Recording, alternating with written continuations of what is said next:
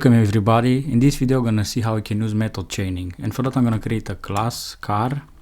I'm gonna create an object with the class car, and I'll type car.turn on and car.drive. Now if I run this, we get you start the engine, you drive the car. Now we can achieve the same thing using method chaining, so you don't have to type car.car.car. again and again. I can go at the end here where you have car.turn on .drive parentheses.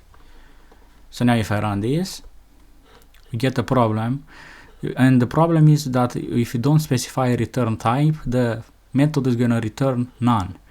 And to solve this, we need to return here self in all of them. So return self. Here return self. Here also return self.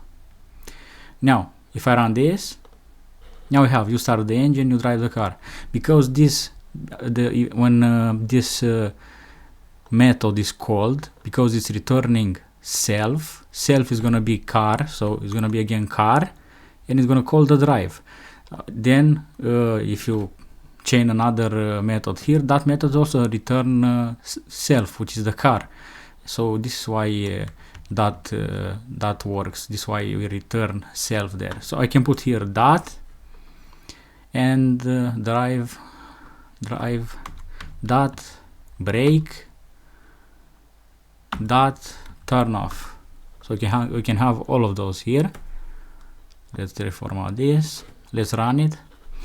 And you get you start the engine, you drive the car, you step on the brakes, you stop the car. So this is how you can use method chaining in Python. I'm gonna end this video here, and I'll see you in the next video.